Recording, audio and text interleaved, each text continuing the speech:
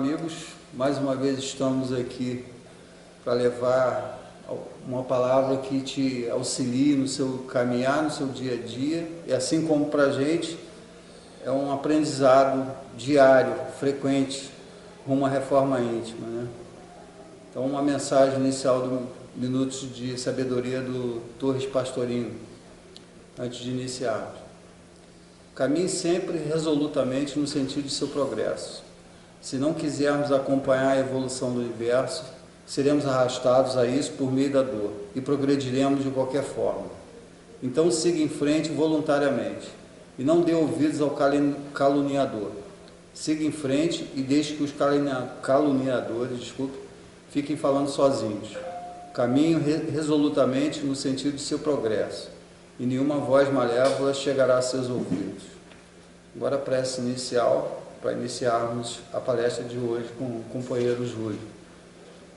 Pai Altíssimo, estamos aqui mais uma vez reunidos para levar as palavras do Pai, para que possamos nos desenvolver tanto espiritualmente quanto fisicamente e mentalmente. Que as palavras do irmão possam reverberar através do nosso canal no YouTube e levando ao maior número de pessoas possível esse aprendizado que é tão bacana. Que assim seja. Júlio, com você, meu querido. Bom dia para quem é de bom dia, boa tarde para quem é de boa tarde, boa noite para quem é de boa noite. Mais uma vez estamos aqui para apresentar um estudo. Dessa vez nós nos inspiramos no livro de André Trigueiro, Espiritismo e Ecologia. E para iniciar, aqui no livro do André Trigueiro, tem uma parábola, né? Vou chamar de parábola, psicografada pelo Chico Xavier, de autoria do espírito Nélio Lúcio, no livro Alvorada Cristã, de 1949. E é importante ler e meditar sobre as consequências do uso que fazemos dos recursos naturais ao nosso dispor na Terra. Quando Levino completou 21 anos, a mãezinha recebeu-lhe os amigos, festejou a data e solenizou o acontecimento com grande alegria. No íntimo, no entanto, a bondosa senhora estava triste e preocupada. O filho, até a maioridade, não tolerava qualquer disciplina. Vivia ociosamente, desperdiçando o tempo e negando seu trabalho. Aprendera as primeiras letras a preço de muita dedicação materna e lutava contra todos os planos de ação digna. Recusava bons conselhos e inclinava-se francamente para o desfiladeiro do vício. Nessa noite, todavia, a abnegada mãe orou mais fervorosa, suplicando a Jesus o encaminhasse à elevação moral. Confiou ao céu com lágrimas, convencido de que o Mestre Divino lhe ampararia a vida jovem. As orações da devotada criatura foram ouvidas no alto, porque Levino, logo depois de arrebatado pelas asas do sono, sonhou que era procurado por um mensageiro espiritual a exibir largo documento na mão. Intrigado, o rapaz perguntou-lhe a que devia a surpresa da semelhante visita. O emissário fitou nele os grandes olhos e respondeu: meu amigo, venho trazer-te a conta dos seres sacrificados até agora em teu proveito. Enquanto o moço arregalava os olhos de assombro, o mensageiro prosseguia: até hoje, para sustentar-te a existência, morreram aproximadamente 2.000 aves, 10 bovinos, 50 suínos, 20 carneiros e 3.000 peixes diversos. Nada menos de 60.000 vidas do reino vegetal foram consumidas pela tua, relacionando-se a do arroz, do milho, do feijão, do trigo, das várias raízes e legumes. Em média calculada, bebeste 3.000 litros de leite, gastaste 7.000 ovos e comeste 10.000 frutos. Tens explorado fartamente as famílias dos seres do ar e das águas, de galinheiros e estábulos, pocilgas e redis. O preço dos teus dias nas hortas e pomares vale por uma devastação.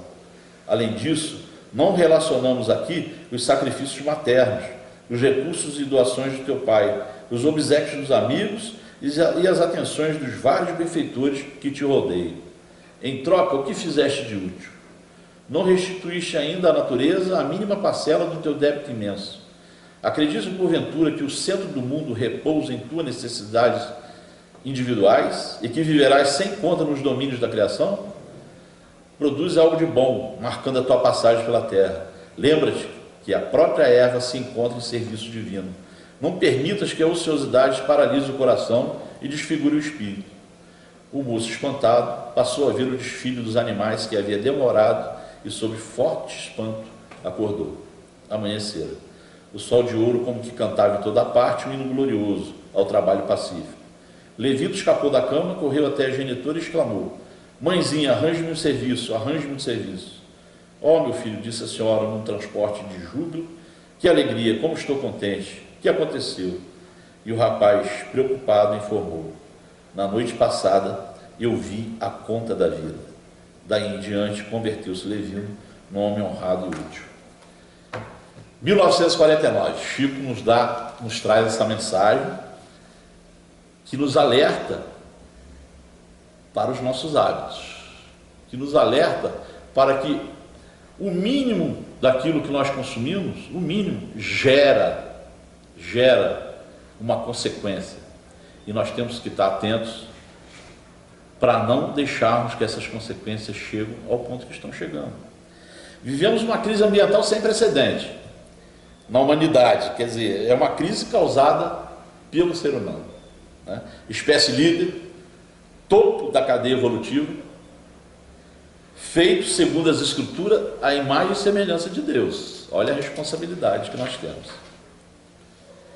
E essa grande crise ambiental, como diz o texto de Chico, é o resultado dos nossos hábitos, né? Comportamento, estilo de vida, padrões de consumo. O que nós estamos deixando de legado é um planeta sacrificado, sofrido. Em apenas 40 anos nós já levamos à extinção mais da metade dos animais selvagens do planeta. É uma destruição absurda, né? Só neste ano os alertas de desmatamento na Amazônia subiram 34%, só agora, 2020. Estamos vendo sofrimento no Pantanal. 30% daquele ambiente, que é a maior área úmida continental do mundo, está sendo destruído. Esse ano, o recorde de queimada no Pantanal, 530% em relação ao ano passado. Nós estamos destruindo o único bioma pantaneiro que tem espécies que são únicas no planeta. E sabe por que está sendo destruído? Porque os fazendeiros acham que tem que tacar fogo para poder aumentar o espaço de pasto, entendeu? Que tem que colocar fogo para fazer plantação. E nós vamos levando o nosso planeta para uma situação de caos. Nós temos uma disputa muito grande nas áreas indígenas por terra, né, por invasão, derrubam as terras, expulsam os índios. Existe uma onda de subversão da cultura indígena, do aculturamento, para que eles cedam à tentação do consumo do sistema. Então existe uma exploração de diamante, de ouro, que está contaminando os rios com mercúrio. Os peixes que estão chegando, principalmente no mercado ver-o-peso, em Belém, né, estão chegando contaminados de mercúrio. Em função dessa ganância exploradora também, estão destruindo áreas que são dos quilombolas e destroem não só a natureza, destrói também a vida dos líderes, daquelas pessoas, dos indígenas que lutam contra a devastação, dos quilombolas que lutam pelo seu direito à terra. Os garimpos clandestinos são esses que eu disse, que estão contaminando os rios. Além deles destruírem todo o entorno da floresta de Rubrar para explorar o ouro, eles ainda com as suas batelas, com os seus produtos químicos, esse resíduo vai todo para o rio e traz essa contaminação, uma destruição da maior floresta tropical do planeta. E vai parar no mar. Essa contaminação vai chegar no mar, não tem jeito, o rio corre para o mar, né? A quantidade de plástico no oceano, uma coisa absurda, absurda. E pode triplicar, segundo os cientistas, até 2040, se a gente não se posicionar, se a gente não mudar os nossos hábitos. Vai ter mais plástico do que peixe no mar. Agora nós estamos vivendo um outro momento que a gente não presta atenção. Olha só. As embalagens de quentinhas que a pandemia está fazendo a gente levar para casa, principalmente as de isopor, elas estão invadindo o oceano. E máscaras. Já foram retiradas do mar 65 bilhões de máscaras. Olha só o que nós fazemos. Nós prestamos atenção quando a gente descarta uma máscara? Ou nós prestamos atenção quando a gente vai comprar, se a quentinha vai vir na embalagem do isopor? Todas as nossas atitudes, por mais simples que pareçam, geram impacto no ambiente. E nós temos que estar atentos. Essa aqui é a casa do Pai. Ele cedeu para a gente. Ele entregou ela perfeita. Assim como ele deu, ele pode tirar. Os efeitos do aquecimento global a gente sabe, a gente está vendo. Né? O clima alterado, nós estamos aqui essa semana, numa semana de verão em Friburgo. Né? O efeito do aquecimento global traz impactos, como o da pandemia. As geleiras que estão derretendo, elas guardam vírus, bactérias, que estão lá há séculos e que elas vão ser espalhadas. As geleiras estão derretendo e vai trazer consequências.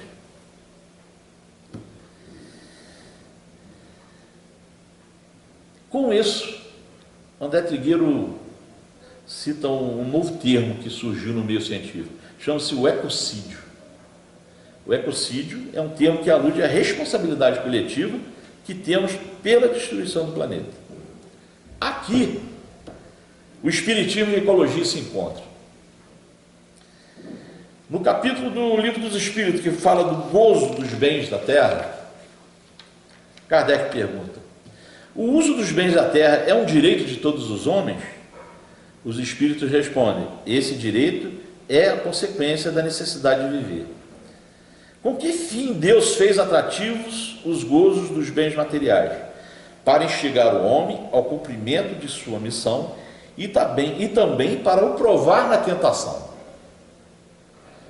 Então, nós temos que ficar atentos, porque o sistema, ele nos oprime e ele nos cria necessidades que nós não temos. E a partir do momento em que você cede ao supérfluo, ao acima da sua necessidade, você está caindo na tentação. E você está deixando de cumprir a sua missão, que é de usar os recursos naturais só para o necessário. Kardec pergunta: com qual objetivo que Deus coloca essa missão e essa prova e essa tentação?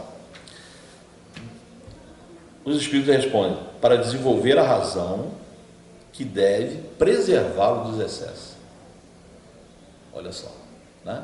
O Livro dos Espíritos foi escrito lá no meado do século XIX, e os espíritos e Kardec já tinham essa preocupação, porque sabiam que no momento da Revolução Industrial a natureza já estava sendo violentada. E a partir do século XX nós quadruplicamos essa violência contra a natureza. Basicamente, Espiritismo e Ecologia entende o universo como um conjunto de fenômenos interligados, né? Independentes e que interagem o tempo todo. Para os ecologistas, não há tempo a perder diante de tanta destruição, né? Não tem como. Para nós espíritas, é hora de provar aqui, em plena transição planetária, os nossos valores espirituais. E o ambiente é turbulento, nós estamos sendo testados. As tentações, que fala lá no gozo dos bens e da terra, as tentações estão aí. Nesse ambiente turbulento, nós estamos enfrentando racismo, xenofobia, sexismo, negacionismo. Né? É uma situação que pede muita atenção. Nós espíritas temos motivos para prestar mais atenção no tempo que passa. Esse período de transição, é importante que prestemos atenção para não desperdiçar tempo e energia. O tempo urge. Essa é uma encarnação-chave para resolvermos nossas pendências evolutivas. Nós recebemos uma oportunidade, a encarnação é uma oportunidade que a gente recebe de Deus e que nós devemos aproveitar. Os contratos que a gente assume lá, os contratos pré-encarnação, nós temos o benefício, quando viemos para cá, encarnados, de apagar, né? Ele está no nosso íntimo, está ali guardado, está num casulo. E quem tem que fazer nascer a borboleta espiritual somos nós. Ela tem que surgir através das nossas atitudes, do bom uso do nosso livre-arbítrio. No capítulo da lei de conservação, o Kardec pergunta, e essa é uma pergunta e resposta fundamental para que a gente se situe e que a gente preste atenção. Por que a Terra nem sempre oferece ao homem o necessário? E os espíritos respondem que a Terra ofereceria ao homem sempre o necessário, se com o necessário soubesse o homem contentar-se. Aí Kardec pergunta, como pode o homem conhecer o limite do necessário? O sensato o conhece por intuição, e muitos o conhecem à custa de suas próprias experiências. Então nós temos que estar atentos, né? A natureza, o Kardec pergunta, mas a natureza não traçou um limite necessário em nossa própria organização? E os espíritos dizem, sim, mas o homem é insaciável. A natureza traçou os limites de suas necessidades na sua organização, mas os vícios alteraram a sua constituição. Nós cedemos aos encantos do sistema, né? O sistema ele é uma sereia. O sistema lida com um dos sentimentos muito fortes do ser humano, que é o desejo. E ele sabe manipular esse desejo, né? O sistema tem essa grande capacidade de manipular o nosso desejo.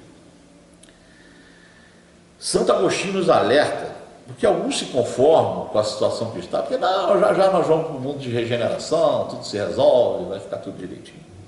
Mas Santo Agostinho nos alerta lá no Evangelho, sobre o mundo de regeneração. Ele diz que ele será melhor do ponto de vista ético-moral, mas lidando com outra categoria de problema. Do ponto de vista ambiental, o mundo de regeneração será o que nós deixarmos como legado, porque o livre-arbítrio é soberano. Então, se nós deixarmos um legado de planeta degradado, os irmãos que reencarnarem no planeta de regeneração, e que um de nós podemos também estar reencarnando nesse período, quem sabe, vão ter problemas com falta de água potável, com problema com o aquecimento, vão ter problema com alimento. Nós vamos entregar um planeta degradado, com espíritos mais elevados do ponto de vista ético e moral, mas sofrendo as consequências do nosso livre-arbítrio agora, do legado que nós vamos deixar. Chico nos alertava lá no programa do Pinga Fogo. Chico nos alertava que nós nos encontramos no limiar de uma era extraordinária, década de 70. Se nos mostrarmos capacitados coletivamente a recebê-la com a dignidade devida. Nós espíritas recebemos todos os alertas. Nós espíritas temos um compromisso moral e ético com a natureza. E isso não é nossa pauta. A gente vê pouco se falar sobre ecologia nos movimentos espíritas. A gente tem que falar mais sobre isso. E tem que entender que isso afeta diretamente a nossa espiritualidade. Afeta diretamente a nossa psicosfera. Então nós temos que estar atentos.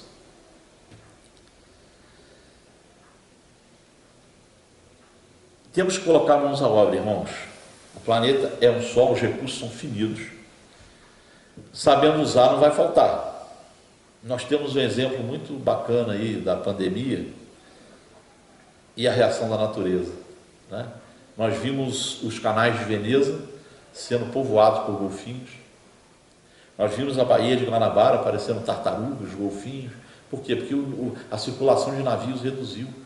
Então, é menos poluição no mar, menos óleo, menos esgoto de navio no mar. Nós tivemos o buraco de ozônio na Antártida, que ficou aberto anos e anos e anos, e você vê ele se fechando. Então, irmãos, a natureza, ela nos indica que a partir de uma iniciativa nossa, ela dá conta da regeneração. Eu lembro quando aconteceu aquela tragédia em Brumadinho, cientistas previram 20, 30 anos para o Rio Doce se recuperar, e o Rio Doce está lá, pujante, já com peixe. Por quê? Porque a natureza faz a parte dela. Se a gente não estragar, tudo dá certo. Precisamos, portanto, ter coragem de fazer mais e melhor. Ter uma grande atenção aos nossos padrões de consumo. Identificar quais ações que nós podemos fazer, de que jeito para tornar esse mundo um lugar melhor, mais justo. Devemos nos preocupar em deixar um legado material e espiritual de qualidade nesse planeta de onde eventualmente poderemos reencarnar, né? Pela lei de causa e efeito, o eventual desperdício ou uso dos recursos naturais terá implicações no nosso processo evolutivo. E os filhos e netos? Exatamente, nós temos isso aí, o legado que nós vamos deixar para filhos, netos, bisnetos, né? Jesus nos alerta sempre para o vigiai e orai. O vigiai e orai, ele alude a uma profilaxia espiritual, né? É o saneamento básico da nossa psicosfera. Vigiai e orai, ele nos leva à preservação do nosso campo eletromagnético. Isso é ecologia, né? Através da oração e da prece, a gente cuida do nosso ambiente pessoal, do nosso pequeno ambiente. Nós e os ecologistas, e gostaríamos que nós espíritas fôssemos todos ecologistas, estão atentos à qualidade daquilo que lançamos à nossa volta. A casa planetária, olha que palavra bonita, a casa planetária é nossa e nós prestaremos conta do que fizemos com ela. Entenda que você é um inquilino nessa casa planetária. E segundo a lei do inquilinato, quando você vai alugar uma casa, o senhorio vai com você e faz uma vistoria. E o seu combinado com o senhorio é entregar a casa da forma como você encontrou. Entendeu? É um contrato que nós fazemos. Nós temos um contrato com Deus. Ele nos cedeu a sua melhor moradia, porque era um presente para seu filho Jesus. Jesus escolheu o melhor planeta, o mais bonito, o mais pujante, o mais brilhante. E nós nos colocamos aqui como inquilinos. A nossa obrigação como inquilinos é entregar esta casa do jeito que nós recebemos. Está difícil, mas nós temos tempo ainda. No livro Saber Cuidar, de Leonardo Boff, quero encerrar esse nosso estudo com um pensador católico, brilhante, um exemplo. Nesse livro Saber Cuidar, ele diz: há chance de salvamento, mas para isso devemos percorrer um longo caminho de conversão de nossos hábitos cotidianos, políticos, privados e públicos, culturais e espirituais.